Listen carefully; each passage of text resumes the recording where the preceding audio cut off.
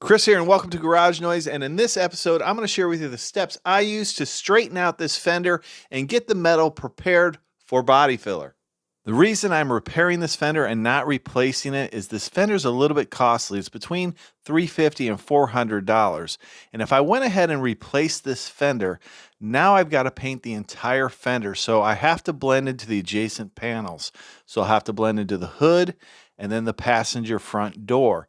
And in order to do that, I have to do a lot of de-trimming, removing mirrors, removing handles, a lot of extra preparation. It's going to cost the customer more money in the long run for me to paint those extra panels and do a replacement on this rather than just repairing this fender. And this is something I specialize in, is doing some body work and repairing dents and damaged metal. So we're going to go ahead and repair this. Before I go ahead and remove the front bumper cover and headlight, I'm going to go ahead and try and glue pull this and see how much of this dent we can get out by just glue pulling it. So I'm going to use some Kiko tabs. This is a centipede tab that I can put right on that body line, and we're going to try and pull that body line out as much as possible while tapping down that crown and knocking it down with a hammer. The first step is to get the edge of the fender and that body line back into shape. You can do this a lot of different ways if you don't have glue tabs. You could remove that inner fender, the fender liner that lines the fender, and then you can get back behind the fender and you could push it out with a pry bar or something of that nature to get it back into shape. As I pull the fender, I'm going to put pressure on it and I'm going to tap down this crown that was created by the dent. This is going to release some of that energy that's stored in that dent and hopefully flatten out this fender.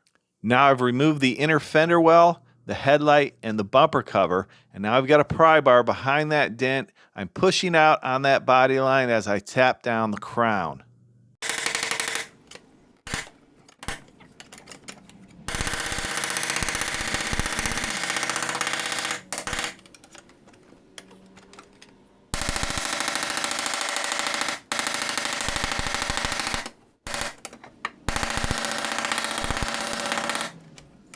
This is an Infinity, and the metal on this fender seems to be a lot stronger than most vehicles.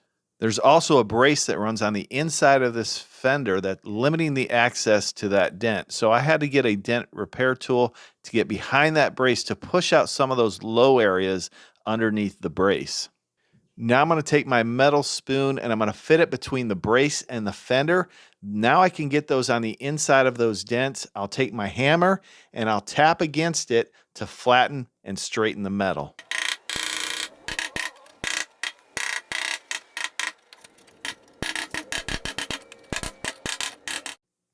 Now I've got the fender edge pretty much in shape. So we're going to work on the bottom portion of this fender, the flat portion, and straighten out that metal. And for that, I'm going to use my toe dolly. I'm going to use the face of it. We'll put it in there against those dents and we'll use our hammer and flatten out that metal.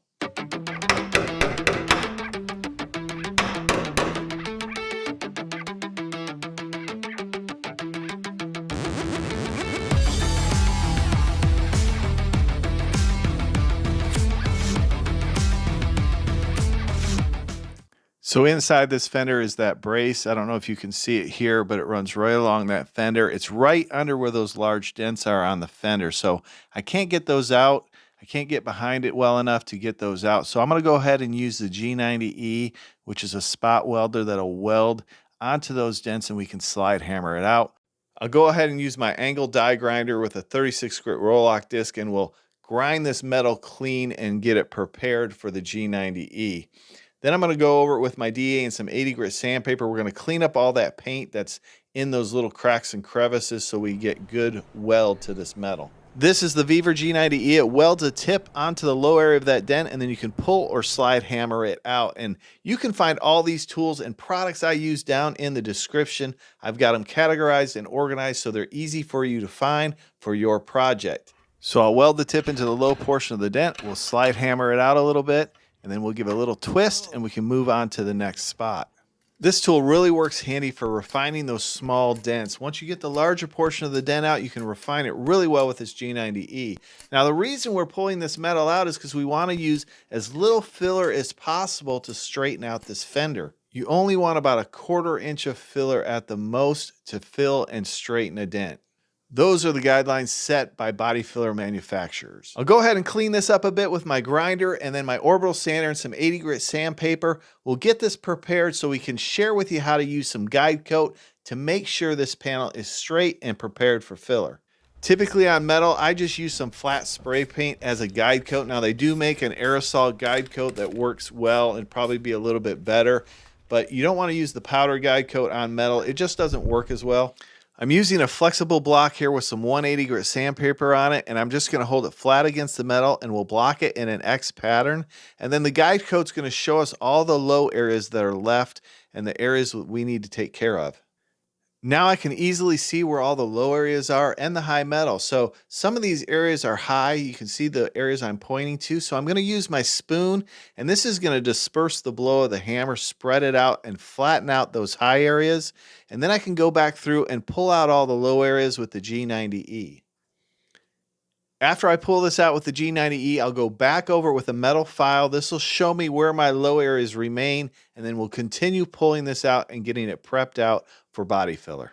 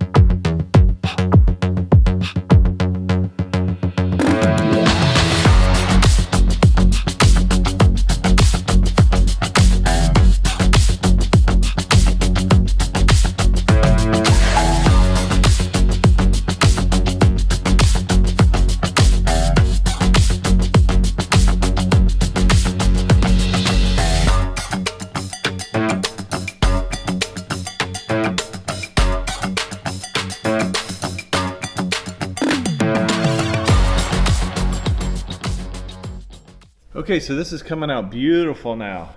So we have a few minor imperfections. This is where that crown was, and we've knocked it down. So now it's actually in a little bit, but that's okay. It's very minor.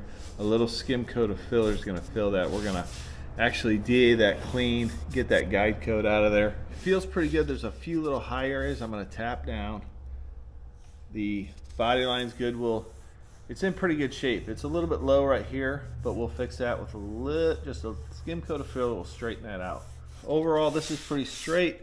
This body line, which is the most important one right here, is level. That's straight. Remember how that was sucked in really bad, but now it's in good shape. But one thing before you add your filler, you want to make sure you don't have any high areas that are going to create problems where you're going to block down your body filler and hit metal. You don't want to hit metal, so you want to leave it just a little bit low.